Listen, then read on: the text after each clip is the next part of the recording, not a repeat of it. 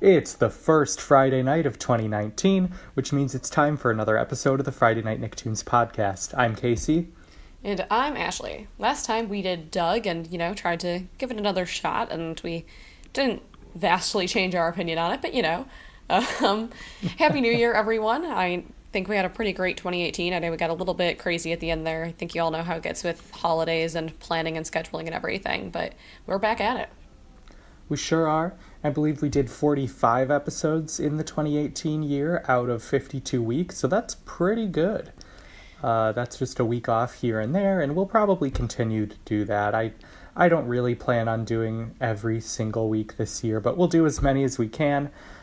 We had a great year, and we're especially excited for this year. Now our fourth calendar year, and we're approaching our third anniversary, so that's nuts.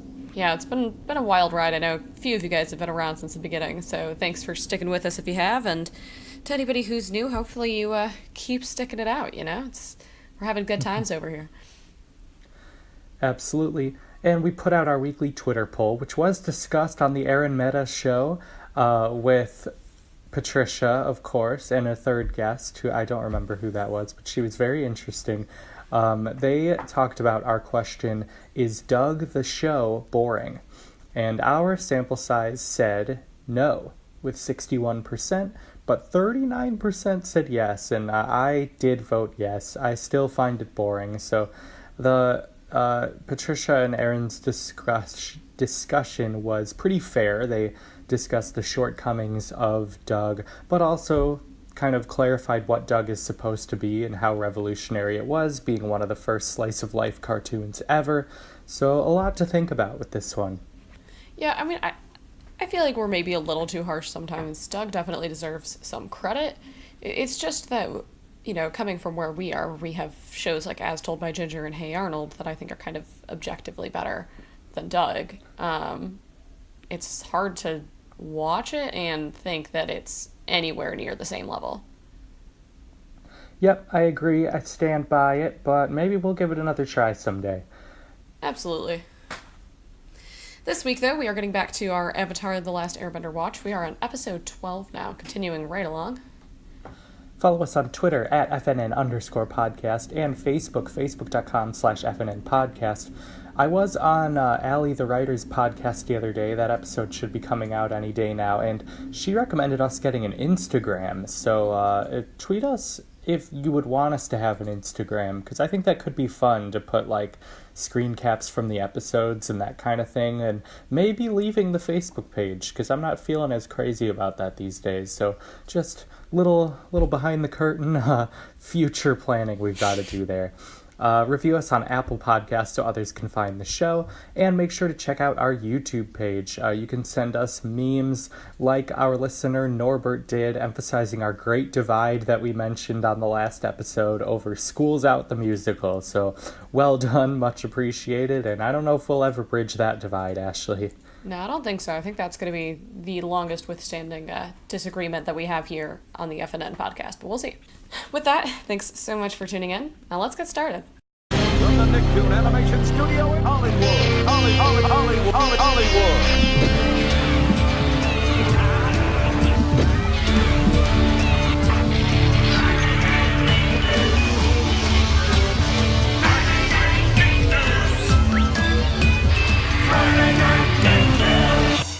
All right, as Ashli said, we are on the second episode. Wow. I'm going to keep that in. We are on the 12th episode. Could you imagine if after all this time we were on episode 2? We're on The Storm. It's from book 1. It's episode 12. It originally aired on June 3rd, 2005. And in this one, while a storm approaches, Aang tells Katara why he ran away from the Air Temple 100 years prior. And meanwhile, on Zuko's ship, Iroh tells the crew the tale of how the prince received his scar and was banished from the Fire Nation. So they kind of have these sort of interesting parallels here between Aang running away and Zuko getting kicked out. And it's a really beautiful storytelling piece here. It is, and it made a lot of top 10 lists from this show and from cartoons in general. I didn't realize how beloved and respected this episode was, but I totally get it. I think it's the best one we've seen so far. I love the Southern Air Temple a lot, but we've learned so much more about the characters since then in the 9 episodes, and the parallelism and the way that Aang and Zuko differ is also really interesting in this episode. Yeah, and it really does delve us deep into Zuko, right? Like, we know that he's upset. We kind of have gotten hints about, that he got kicked out, but we don't really know everything about the whats and the whys of it. And the same thing with Aang, right? We know that he was in the iceberg, but we don't really know that he intentionally was trying to get out of the air temple there. So just really a lot of character building, a lot of insight that we gain here. We do, and we learn a lot about the guilt that he's been harboring, because you can tell something's been bothering him, but it wasn't clear it was guilt until now, because he, in a way, did choose to abandon his people, but he didn't mean to do it for 100 years, and to blame himself for that is unfair. Yeah, and especially at his age and kind of the pressure they were putting on him and how they were treating him, it's understandable. And I mean, we'll dig into it all, and I think kind of the interesting thing here too is that it sheds some light of, I don't know, maybe in some ways faults of Aang, and in some ways that Zuko's maybe not as terrible as he seems, and we'll get into it, but But what's cool about this episode is I love when like a natural event unites things in a piece. Like, I think it happens in like even the Paper Mario series. There's like a meteor shower or something, and you see all the towns you've been in looking at the sky, and everyone's looking at the same thing. There's something so neat about that, and that's what's happening here. Is both parties are dealing with this storm, and they can't really go on much, so they're sort of talking a lot.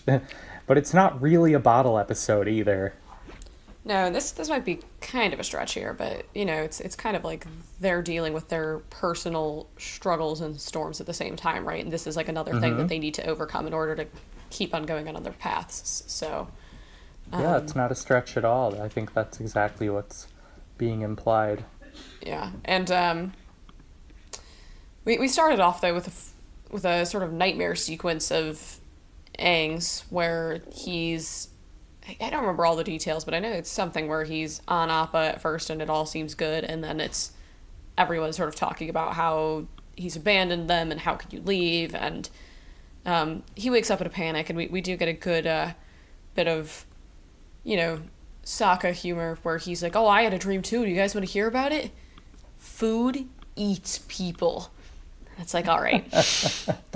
So classic, yeah. And then over on Iroh and Zuko's side of the world, they are arguing over whether a storm is coming or not. Iroh can feel it in his wise bones, and Zuko can't. It's a beautiful day, and it really highlights how Zuko has no foresight, whereas Iroh is always looking beyond the current moment, and that's an important distinction between the two. Yeah, and we'll see that a number of times, and just Iroh's had a lot more years on him to learn a lot more things than Zuko has quite at this point, but Zuko definitely doesn't see his uncle as wise, I'd say. He thinks he's kind of foolish, and he has all these sort of weird ways of telling things, like he likes playing his games, and he likes saying when there's this storm coming, and he kind of like has these sort of traditional methods of things that Zuko's not really about, right? He's all about like, let's get it done now, let's catch the Avatar. If we stop, then we're gonna be behind. And yeah, really the lack of foresight is especially highlighted here. Absolutely. But then we get to Team Avatar, and there's these two old people arguing about whether the fisherman should go out and fish today, and the man is saying, it's a beautiful day, and the woman is saying, oh, but there's a storm coming, but this one does get Sokka a job, because she goes, I'm not going to go with you, takes anyone else, and then he turns and goes, how about you, and sees Sokka standing there. Which, always helps, because Team Avatar is always a little low on funds, to say the least. And the way Sokka tries to connect with the fisherman is hilarious. The fisherman's like, your friends aren't too polite, and he goes, I know, this one time, and the guy cuts him off like he's the stoic, silent type, and Sokka never shuts up. Yeah, they tend to, Sokka tends to talk a little bit more than than the average bear. But yeah, so we kind of get this setup here, and is it that fisherman or is it a different guy that starts literally blaming Aang? He says, like, you're the Avatar, you abandoned us, and you should be ashamed of how you left these people, and you're the reason that the war is where it is. And I can't remember for sure if it's him or just another old man in town. I don't remember either, but yeah, the importance is that someone else is emphasizing that shame. That I think it is someone on land, because Sokka goes out with the fisherman. You're right. But regardless, it's somebody in town that's sort of directly blaming Aang, and Katara is like, Aang would never do that. He is, the greatest, most perfect human being we've ever seen, and not quite that, but, like, sort of idolizes him, right? And can't really sense that he's perfectly capable of having made mistakes. And she's like, he would never have turned his back on his people. There's no way, that's not him. And we can sort of see on Aang's face, like, again, this guilt is really bubbling up here, and that's sort of when we start digging back into his past. Right, and they're hiding out in, like, a cave, right? Because to take shelter from the storm. I feel like that happens a little later, right? Right. I don't remember how exactly they get from point A to point B. But he does tell them the story, basically, of how it was the toys he picked that let Monkey Atso know that he was the Avatar. Out of thousands of toys, he picked the ones that were passed down from previous avatars, which was an interesting way of finding out. Yeah, I thought that was kind of a cool concept of a test, right? Like, that they always go for the same toys. It's almost like there's something inherent in them when they pass down the Avatar. And that there's something that draws them to certain things, right? It's like an innate part of them, right? They're children. They're not actually thinking about, oh, this is an air relic, I should play with this one. But yeah, I thought that was a cool little touch on things. But we also kind of find out that normally they wait a lot longer to tell somebody that they're the Avatar, but because of the rising conflicts and everything, they're like, we need him to be ready to be the Avatar now. And we really see this crazy amount of pressure where they don't want him to have any fun, they don't want him to be joking around, they just want him to grow up immediately and be basically like a weapon, right? Like, not literally in those terms, but basically they just want him to get super serious, and he's just a kid. It's a whole ton of pressure to put on him. We see too, like, he's not allowed to be on the same teams as the other airbending children, because they're like, well, it wouldn't be fair, because then the Avatar would be on their team. So he really is living a very lonely life where, as exciting as it might sound to be the Avatar, he's kind of excluded from everything, and both the adults and the kids are kind of putting him in places where he just can't actually have any fun, which you kind of need at that age. Right. And then we get the brief bit with Jinju at the end, who looks like Aang, but kind of dopier. And it's, now who's going to pick Jinju? And he kind of, like, salutes. And I had to look him up, and he has his own Avatar wiki page. And all it contains is what we know from that 5-second scene. Yeah, so I thought that was so funny. We know nothing else. He's a dopey-looking guy. Him again. Yeah. And so neither team wants to pick him for airball or whatever they're playing. Yeah. And that it's kind of sad to me too, right? So we find out that Aang actually invented the air scooter that we've seen him, the ball that he sort of scooters around on, that he invented this. He taught the other airbender kids how to do it, and they made a game out of it, but he's not actually allowed to play. And it's just, I don't know, it's just kind of sad to me. It is, and it must have been very isolating growing up knowing you're the Avatar that young. And there's a similar theme in Korra, too. So, yeah, it's just rough. Let's talk about the Zuko side, too, because we've never really seen him as anything but the antagonist so far. Like, we know he was scorned by his father, but we didn't know that much about it. Seeing him get his scar is really humanizing. It teaches us how much more similar Zuko and Aang are. They're kind of both fighting for their honor in a way. Yeah, and I think it's important to mention too, and we'll see when we get into the story.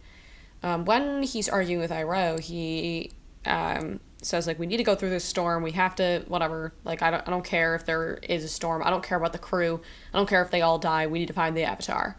And that's kind of important because we'll see contrast to that, you know, in the moments leading up to him getting his scar. But yeah, it's really, he has a lot of resentment and sort of bitterness built up here, but he is in a similar way feeling just very isolated, feeling regret about the decisions that he made, even if arguably they were the right choices, right? But he feels like he's failed. He feels like he needs to do something to fix things, and that's a lot of what we're seeing with Aang too. Yeah, that he has to engage in an Agni Kai with his own father. It's really disturbing in a way, and everyone knows his father's gonna win. Yeah, and again, that the whole thing is that he went against orders, and I don't remember the exact thing, but there was something in the military that was happening, and he was like, well, we can't just let all these innocent people die. Like, we can't let that happen. And because he spoke out against the Fire Lord, he's forced to Agni Kai against him. And that makes sense how Iroh then decided to sort of shelter him, because Iroh also has that eye for doing the right thing. Now, at least.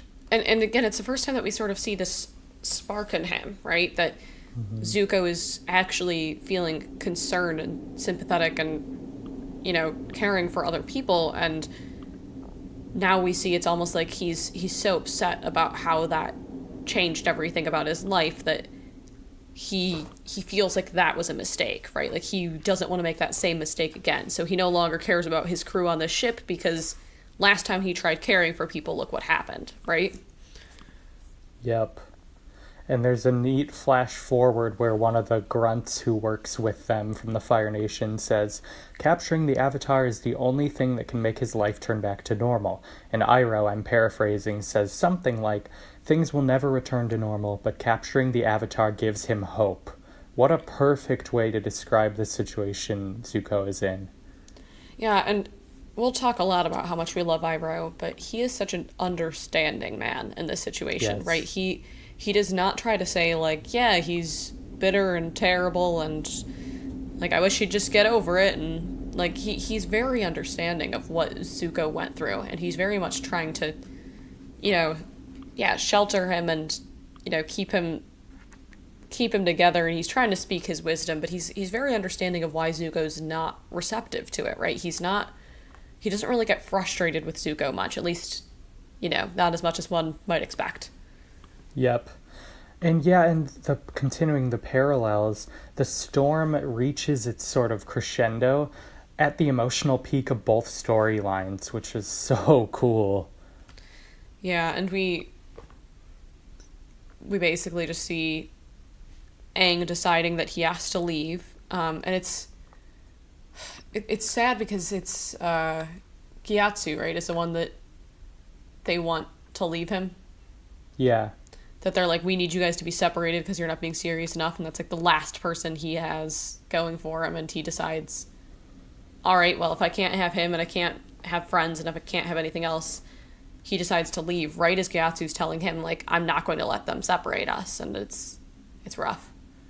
It sure is.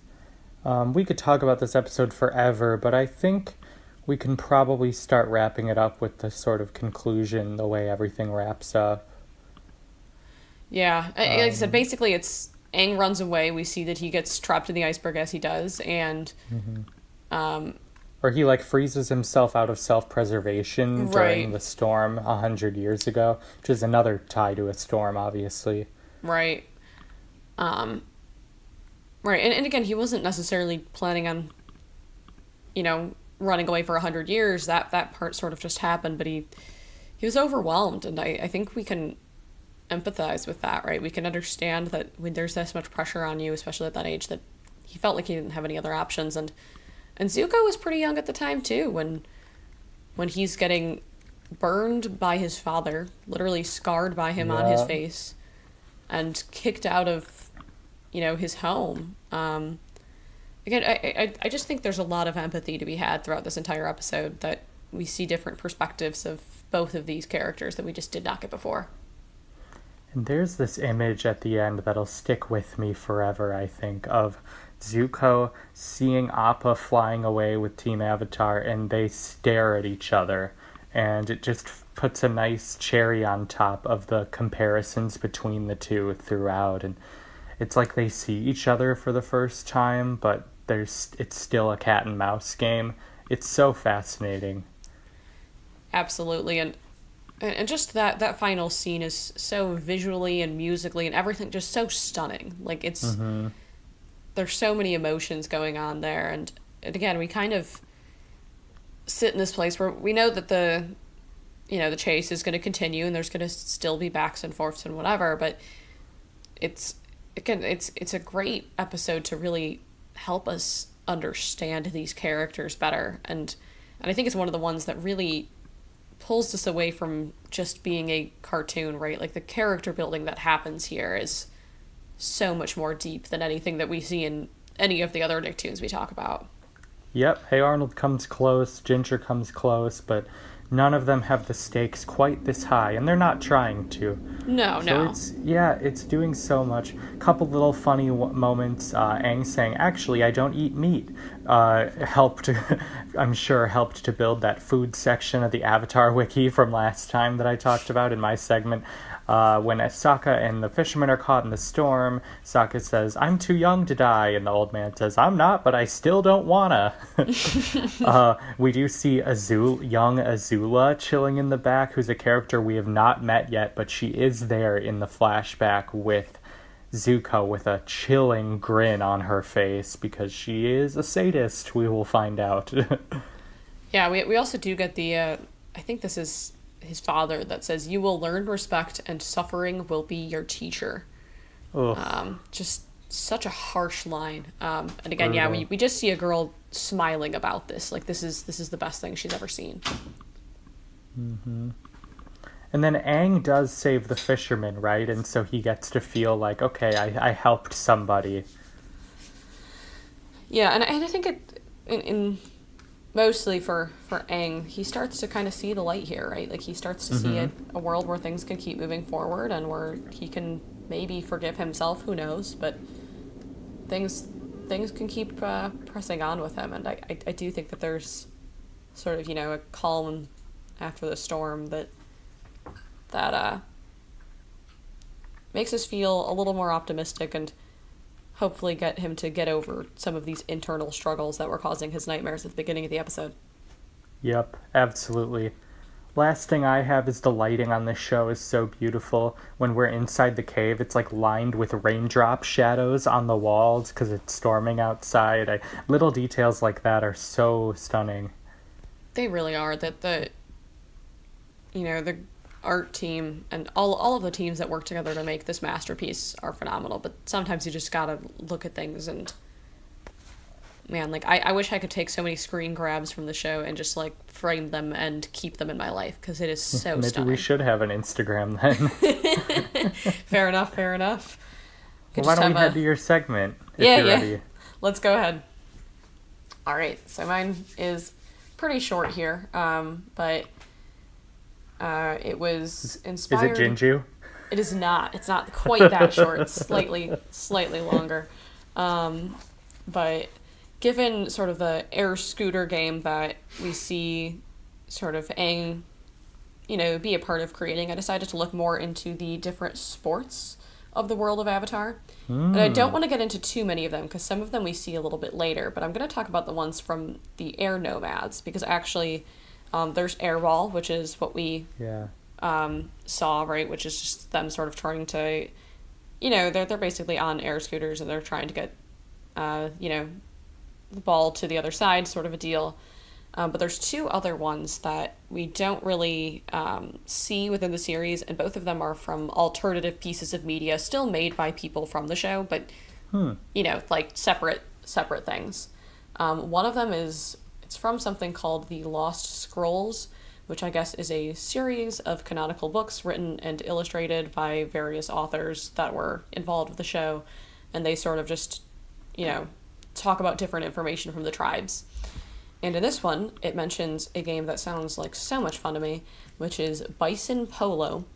And the main objective of the game is to force a ball into an opponent's goal while flying on a sky bison, but I just think that would have been so fun. I wish we did get to see it a little bit more in the show. Championships for that game were held at the Northern Air Temple, so apparently it was a pretty major sport. Anyway, so just one of those things that makes me a little bit sad that we don't have more airbending culture to see. And then the other one, which is mentioned in the Rift, which is one of the comics that comes post the Avatar series, again, all within the actual authors, actually canon, but they also would do kite flying, and they would make kites that looked like cranefish, and they would fly them without strings because they would just control them with airbending, which again, I feel like would make such a beautiful visual within the show, which unfortunately we don't get to see. But I thought both of those were great examples of just the creativity that the team here has to sort of work with the different elements to make these different sports and activities. And again, there's more. I just didn't want to get into them before they come up, because some of these actually do show up within the show. But that's the sort of sports of the air nomads there. That's awesome. Yeah, and of course we have Aang teaching airball to Sokka and Katara when they're in the Southern Air Temple to kind of distract him from the sadness there. But yeah, that's really awesome. And we'll certainly learn more of those sports as we go. And we're just seeing how detailed this world is more and more. Yeah, and I like that they included things like, not just what do they eat, what do they wear, how do they live, but how do they have fun too, right? I think that's really such an important part of any sort of civilization. So I'm really glad that they put some thought into that as well. Yeah, me too. Looking forward to seeing the other sports that come along in the future. Yeah, absolutely. All right, let's head to that conclusion. Let's do it.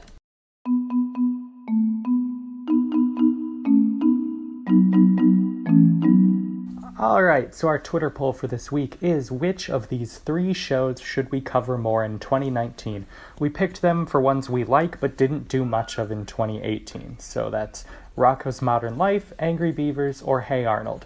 Now, Rocko's was our New Year's resolution for 2018 to do more of. We only did 2, but we did them both in January. We spent the rest of the time waiting for Static Cling, which never happened. So hopefully that comes soon, but we're done waiting. If we want to do Rocko's, we're going to do Rocko's. Speaking of which, Ashley?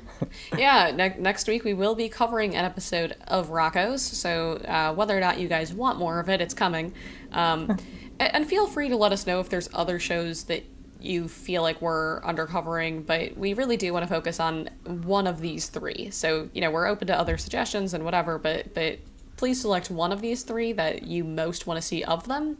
And if you have others, you can tell us those too. But, these we will want to pick one of these 3 to really focus in on. Hopefully we do better than 2018. Right. And we're still getting used to our new format last year, so now I think it's fine if we do 2 of a show in a row because we have Avatar in between, Yeah, for sure. So we're sort of crowdsourcing our New Year's resolution. That's what this poll is. We also have our social media, Twitter, Facebook, YouTube, Apple Podcasts, and maybe Instagram. Again, let us know if you would actually use that, or I don't want to have to put out those posts every week. And with that, thanks so much for tuning in, and we'll see you next week.